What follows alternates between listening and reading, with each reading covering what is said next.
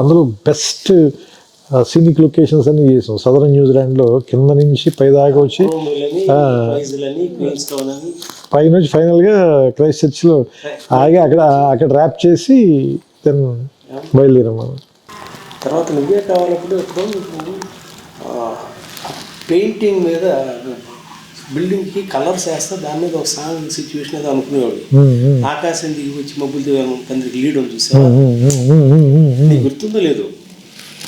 నువ్వే కావాలప్పుడు ఎప్పుడు మాతో స్క్రిప్ట్ చెప్తాను, you had that in mind.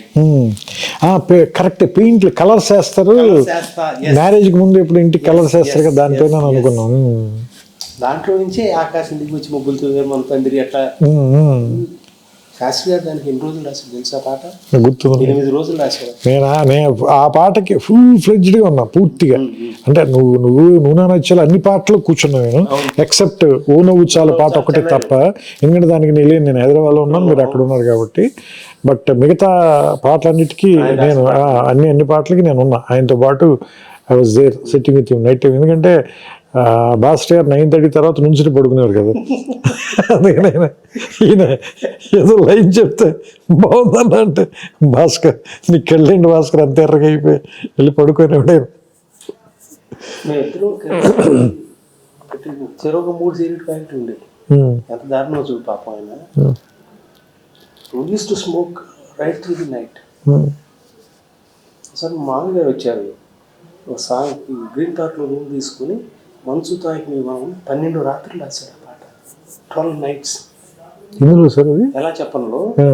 నా చేతస్థ కొద్దీ రావడం నాకు ఇదేదో కావాలి అని అంట. ఏమిట్రా నువ్వు 12 నైట్లు ఇద్దరి 3 సిగరెట్ ప్యాకెట్లు ఎందుకు గ్రీన్ పార్క్ వచ్చి ఉన్నాను తీసుకొస్తే మొత్తం పీకలమయ్యి సిగరెట్ పీకలమయ్యి.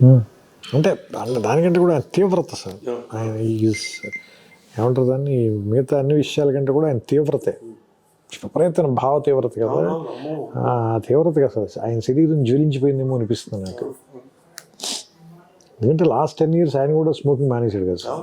బట్ ఆయన భావ తీవ్రత శరీరం తట్టుకోలేకపోయింది.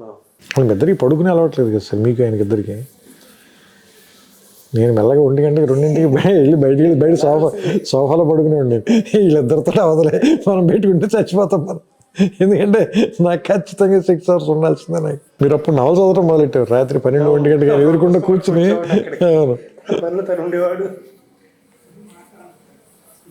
ఎవరైనా భీమ్బాయ్ మనకి కిందకి వెళ్ళి టీలు తీసుకొస్తున్నాడు.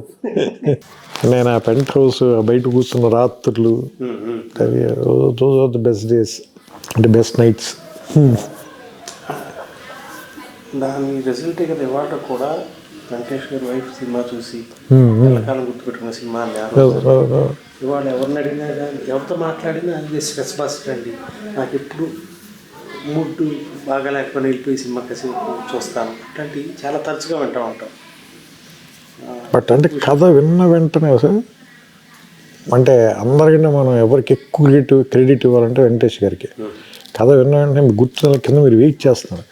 మీరు భాస్కర్ గారు అసలు తెగ టెన్షన్ పడిపోతే వీడు పైకి వెళ్ళాడు, వీడు అసలు ఏం చెబుతున్నాడు, మనకి చెప్పిన కథ చెప్తున్నాడా లేదా ఈ టెన్షన్లో మర్చిపోయి వేరే అని చెప్తున్నాడు. అంటే నేను కంప్లీట్ అయిన తర్వాత కథ ఆయన అసలు కిందకు వచ్చి మీతో ఒకటే మాట, ఇప్పుడు వీఆర్ డూయింగ్ కిషోర్, గుర్తుంది కదా మీకు మాట, వీఆర్ డూయింగ్ దిస్ ఫిల్మ్ అంతే. అదొక్కటే మాట చెప్పాడు. ఇంకా అసలు ఏమి మాట, ఒక్క సింగిల్ లైన్ అంతే. అసలు ఎందుకంటే ఇమ్మీడియట్గా అప్పటికప్పుడు ఆయన ఏమంటారు అని అన్ని విషయాలు సెటిల్ చేసి వెళ్ళిపోయాడు అంతే. అంటే ఆయన చూశాడు ముందే సీన్. నాకు వెంటనే చెప్పాడు సార్. ఆయన నెక్స్ట్ డైలాగ్ రాయడానికి ముందు ఇంకోసారి ఊటీ దాని కరెక్షన్ చెప్పడానికి వెళ్ళినప్పుడు, ఇది క్యారెక్టరైజేషన్ బేస్డ్ సినిమా సీన్ ఇది, దీని అందుకని ఏంటంటే నువ్వు నాకు డైలాగ్ రీడింగ్ మాత్రం కొంచెం 1-2 సార్లు నువ్వు నాకు ముందే డైలాగ్ రీడింగ్ ఇచ్చేస్తే నాకు, if I have dialogue with me, so నేను ఇంకా ఏమన్నా దాని మీద వర్క్ చేయడానికి ప్లే చేయడానికి బెటర్ అవుతున్నాను. ఫస్ట్ ఆయన అడిగింది నాకు డైలాగ్ ఇచ్చాను. టెక్నిక్గా పోర్ట్రే చేశాడు. ఆ సినిమాలో హీరోయిజం కాదు, నొబిలిటీ ఆఫ్ ది క్యారెక్టర్. ఆ క్యారెక్టర్ నోబుల్నెస్. ఒక్క ఫైట్ లేదు సార్ సినిమా, ఒక్క ఫైట్లో ఒక హీరోయిక్ డైలాగ్ ఉండదు. ఫైట్ లేదు కదా, చిన్నపిల్లతోటి. అంటే ఆయన కాబట్టి అంత ఏమంటారు దాన్ని ముందుకు వచ్చి చేసేయడమో అనిపిస్తుంది కదా. సో ఒక్కోసారి అది మనకి ఆ థాట్ రావడం ఆయనకే చెప్పాలనిపించటం. ఎంతమంది దాన్ని అంత జడ్జ్ చేయగలుగుతారు? Need to have an eagles point అట్లా చూడగలగాలి కదా మొత్తం. అంటే అందులో ఏం ట్విస్ట్ ఉండదు సార్, అసలు ఏ రకమైనటువంటి కమర్షియల్ ఎలిమెంట్ ఉండదు. చాలా అసలు ఒక రకంగా చెప్పండి చాలా ఫ్లాట్గా అనిపిస్తుంది వింటున్నప్పుడు. ఎందుకంటే చెప్తున్నప్పుడు మనకి పాటలు గట్రా ఏం ఉండవు కదా సార్, మన దగ్గర మ్యూజిక్ కూడా ఉండదు. But he has seen the film అనిపిస్తుంది నాకు. బ్రహ్మానందం గారు ఆ బ్రహ్మానందం గారు ట్రాక్ రాయటానికి ఒకటి ఎక్కువ ప్రెషర్ ఫీల్ అయ్యాను సార్. ఎందుకంటే చాలా అంటే నేను ఫస్ట్ టైం బ్రహ్మానందం గారికి రాయటం అదే. అంటే అప్పటిదాకా నేను రాసిన స్వయంవరంలో కానీ బ్రహ్మానందం గారు లేరు, నువ్వే కావాలో లేరు, చిన్నవతలో ఉన్నారు కానీ చాలా చిన్న పోర్షన్ ఉంటారు, పెద్ద ఎక్కువ సీన్స్ ఉండవు, 2-3 సీన్సే. ఈ సినిమాలో చాలా ఇంపార్టెంట్ ట్రాక్, దాంతో చివరిలో క్లైమాక్స్ దగ్గర ట్విస్ట్కి హెల్ప్ అవుతాడు. నేను తీసిన ఫోటో వల్ల అది అంటే రకరకాలుగా ఉంది మాస్టర్, నాకు మాత్రం ఏం చేసండి ఇంటికి వెళ్ళి చూసుకోవాలి. సో ఇలాంటివి అంటే బికాజ్ సార్ భాస్కర్ గారికి కూడా చాలా సెన్స్ ఆఫ్ హ్యూమర్ కాబట్టి నేను రాయగలిగానేమో అనిపిస్తుంది. ఎందుకంటే కొన్ని చాలా సింపుల్గా చాలా ఫ్లాట్గా ఉంటాయి పేపర్ మీద రాసినప్పుడు. బట్ ఆయనకున్న సెన్స్ ఆఫ్ హ్యూమర్ చాలా very high level sense of humour ఆయన. మీరు స్క్రిప్ట్ రైటింగ్ అయిపోయింది కాదు, అక్కడి నుంచి ఒక 25 to 30 days రిహార్స్ చేసుకునేవాడు. మాడ్యులేషన్ 2 సీన్లు అయిపోయింది, 3 సీన్లు అయిపోయింది, ఏడు రాయడం కాదు, దాని మీటర్ సెట్ చేయటం, అప్పుడు కొంచెం రిఫైన్ చేసుకోవడం. అవును. అంటే ఆయనకి ఆ హ్యూమర్ ఆయనలో లేకపోతే సార్ నేను అంటే ఇంకోళ్ళకి చెప్తే ఇప్పుడు అవతల వాళ్ళు నో చెప్పారు అనుకోండి సార్, లేదంటే వాళ్ళు అర్థం చేసుకోలేదు అనుకోండి సార్, అది మీ దాకా కూడా రాదు, ఆ రూమ్లోనే అయిపోతుంది scene. You will never know అలాంటిది ఒక సీన్ వచ్చిందని మీకు తెలియదు. ఆయనకున్న ఆ సెన్స్ ఆఫ్ హ్యూమర్ కూడా నాకు చాలా. ఆయన ఒక తెలుసు కదా మీకు, ఆయన కొంచెం క్వర్కినెస్ ఉండదు కానీ మంచి సెన్స్ ఆఫ్ హ్యూమర్ అయింది. సో అది ఏముంటుందని చాలా ఏముంటుందని. అందుకని ఇప్పుడు ఎవరైనా అడిగితే అది ఎలా రాశారు, ఎవరి కాంట్రిబ్యూషన్ ఎంత మనం ఏం చెప్పలేము. దాన్ని ఏముంటుందని దాన్ని టోకెన్ వేసి ఇది నాది ఇది వాళ్ళది ఇది అయింది అలా చెప్పలేము. అంటే నేనంటే దాన్ని వెనక్కి లెక్కేసుకుంటే మీ ఏముంటుందని ఆయన అలసాని పెద్దని చెప్తాడు కదా, మంచి పద్యం రాయాలంటే ఏం చేయాలి అంటే మంచి భోజనం ఉండాలి, తర్వాత బ్రహ్మాండానికి కర్పూర తాంబూలం ఉండాలి, తర్వాత మనం చెప్పేది విని దాన్ని అర్థం చేసుకుని శభాష్ అనేటువంటి శ్రోతలు ఉండాలి. సో అందరూ ఇంపార్టెంటే. సో ఇప్పుడు నేను ఒక డైలాగ్ ఎందుకు ధైర్యంగా రాయగలనంటే అదే ఏముంటుందని భాస్కర్ గారు ఇంప్రూవ్ చేశారు కాబట్టి రాత్రి 12ంటికి మళ్ళీ ఫోన్ చేసి నన్ను అభినందించే ఒక మంచి అభిమాని లాంటి నిర్మాత ఉన్నాడు కాబట్టి.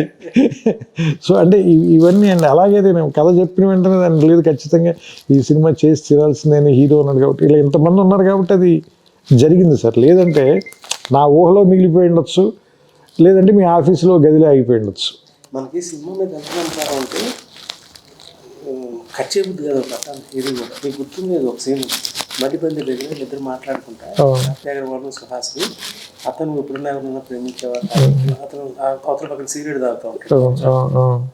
అది ఎడిటింగ్ లో తీసేద్దాం అనేది మీ అభిప్రాయం? అంటే నేను కొంచెం మరి ఎట్టి పరిస్థితి ఇది అంటే అది రివర్స్ సార్. అది మీకు తెలుసు, సామాన్యంగా ప్రొడ్యూసర్ తీసేమంటాడు, ఇన్సెక్యూరిటీ ఫీల్ అయ్యి లాగుతోంది తీసేయండి బాబు అంటే మేము రివర్స్ పోరాడాలి, లేదండి చాలా బాగుండదు. ఇక్కడ ఇది పూర్తిగా రివర్స్.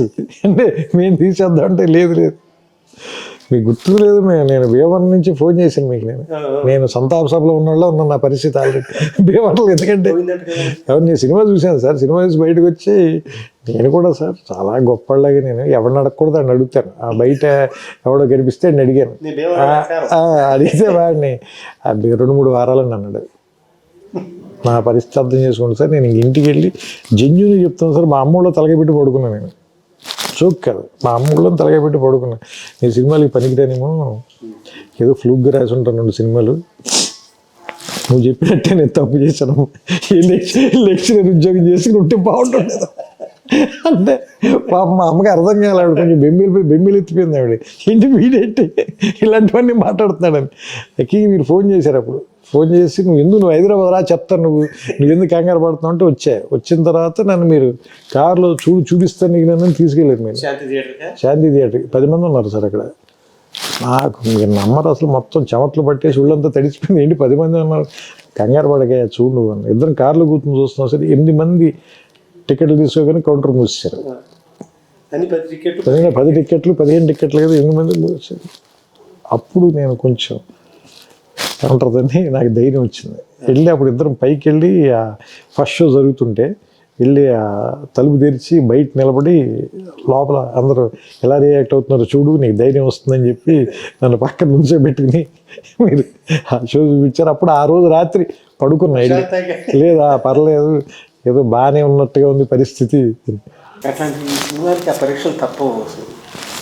మూవీ కావాల్సిన తెలుసు కదా, ఓడియంలో పడంగానే అట్లుండే మేనేజర్ మా మామయ్య గారు అమెరికా నుంచి ఫోన్ చేశారు. తెలంగాణ 2 వారాలు అంతే. ఆయన నాకు చెప్పలేడు, బాబు సినిమా బాగాలేదు. అది ఆడుతూనే ఉంది, 1 year ఆడింది అది. నాకు భీవరంలో, నేను అది భీవరంలో చూశాను సార్. భీవరం వెళ్తే భీవరంలో గేట్ కీపర్ ఉంటాడు కదా, నా అతను అడిగా సినిమా చూసి బయటకు వచ్చి చెప్పే కదా సార్, నేను వెతుక్కుని మరీ అడుగుతాను. అతను కష్టం సార్ అన్నది. కష్టం సార్ అని. నేను నడుచుకుంటూ వెళ్ళిపోయాను సార్ ఇంటికి. బండి మీద వెళ్ళాను నేను, సునీల్ గారు. నేను అక్కడి నుంచి నడుచుకుంటూ వెళ్ళిపోయా షాక్లో, ఏంటి ఇలా ఉంది ఇలా చెప్తున్నారు. ఆ తర్వాత సార్ అదే థియేటర్లో 300 days ఆడింది సార్. నేను మళ్ళీ ఆ 300 days దానికి ఫంక్షన్గా మేనేజర్ పిలిస్తే నేను వెళ్తే ఆ గేట్ చెప్పి సార్ నేను మీకు ఫస్ట్ డే చెప్పి గుర్తులేదు మీకు అన్నది. ఇది కష్టం అని చెప్పినాడేనా, ఆడు మర్చిపోయినట్టున్నాడు. నేను ఎలా మర్చిపోతాను సార్, విన్నది నేను కదా, నేను గుర్తుంది నాకు అనుకుంది. అంటే కొన్ని సినిమాలు అంటే డబ్బు తీసుకొస్తాయి సార్, కొన్ని సినిమాలు పేరు తీసుకొస్తాయి సార్, కానీ గౌరవం మాత్రం కొద్ది సినిమాలు తీసుకొస్తాయి. ఇందాక నేను చెప్పినది వాళ్ళు కూడా నువ్వు మంచిగా నేను తీసానంటే ఆ లుక్ డిఫరెంట్గా ఉంటుంది. అలాంటి రెస్పెక్ట్ తెచ్చిన సినిమా, డౌట్ లేదు అందులో. కిరణ్ కూడా వాళ్ళ డాడీ సినిమా తీసానికి ఎంతో గౌరవం ఆ చుట్టుపక్కల వాళ్ళందరికీ. నీదే ఆ సినిమా, మీ నాన్నగారు తీసారు. అదే మీరు ఇప్పుడు మీరు చెప్పారు కదా, రెడీ సినిమా చూసి పెళ్ళి, రెడీ చూసి పెళ్ళికి రెడీ అన్నట్టు అందరూ మన అబ్బు రాసి పెళ్లి చేసుకుని పిల్లల్ని తీసుకెళ్ళిన తర్వాత పెళ్లి చేసుకోవాలి. మీది one of his best lines అది. తన కాదు డైలాగ్ రైటర్ సినిమాకి. బట్ నేను చక్కగా నాన్న అబ్బురా చేసుకో.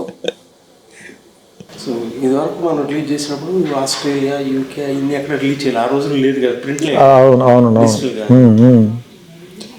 సో కొంతమందికైనా రీచ్ అవుతున్న ఉద్దేశంతో ఆ కంట్రీస్లో కూడా లిమిటెడ్గానే రిలీజ్ కానీ, బట్ యూకేలో కొంచెం ఎక్కువ రిలీజ్ చేస్తున్నట్టున్నారు. 7 places-లోనే.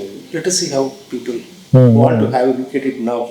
అంటే కమ్యూనిటీ బికాజ్ సార్ ఇప్పుడు ఇందులో కొత్తగా వాళ్ళు తెలుసుకోవాల్సింది అయితే ఏం లేదు sir. Because they know this film, they own this film. నేను వాళ్ళు లవ్ చేశారు, రిలీజ్ చేశారు దీన్ని, వాళ్ళ జీవితంలో చాలామంది భాగం అయిపోయిన సినిమా ఇది, అందులో నా సందేహం లేదు. ఇప్పుడు ఏంటంటే కమ్యూనల్ ఎక్స్పీరియన్స్ కోసం సార్, అంటే ఎక్కువ మంది జనంతో, అంటే ఒక కుటుంబంతో కలిసి చూసే చాలామంది వాళ్ళ ఇళ్లలో ఓటీటీలోనూ లేదంటే టీవీలోనూ, ఇప్పుడు చాలా కుటుంబాలతో కలిసి ఓ థియేటర్లో చూస్తూ ఒక ఎక్స్పీరియన్స్ని రివ్యూ వచ్చాక చూద్దాం డిసైడ్ చేసుకోవాలని అవసరం లేని సినిమా కదా. సో ప్రెషర్ లేకుండా వెళ్ళిన సినిమా ఇది కూడా మంచి ఎక్స్పీరియన్స్ యాక్చువల్గా. అంటే శుక్రవారం వచ్చే మొదటి ఫోన్ కాల్కి భయం ఉంటుంది కదా, సో అలాంటి భయం అక్కర్లేని ఒక ఎక్స్పీరియన్స్ని కూడా నాకు తెలిసి నువ్వు నేను వచ్చి పిలిచింది మనకి. Thank you sir, thanks for everything. లేదు నిజంగా ఎస్పెషల్లీ అంటే చాలామంది ఏమంటారు దాన్ని, చాలా గొప్ప పరిచయాలని, చాలా ఏమంటారు దాన్ని దీర్ఘకాలం ఉండే సంబంధాలు కూడా ఇచ్చింది ఈ సినిమా నాకు. అంటే వెంకటేష్ గారితో కానీ లేదంటే, బట్ అంటే మీతో అని చెప్పలేదు, ఎందుకంటే అప్పటికే అంతకంతకే ముందు నుంచి, అంతకుముందు 2 ఏళ్ల ముందు నుంచే కూడా ఈ సందర్భంగానే అది ఈ కథ మనం టీవీలో అది మీకు తెలుసు కాబట్టి మనందరం ఆ కుట్ర గురించి, ఆ కుట్ర కోణం మనిద్దరికీ శాస్త్రి గారికి తెలుసు కాబట్టి దాని గురించి ఇప్పుడు మాట్లాడవద్దు. Love you sir. Thank you sir.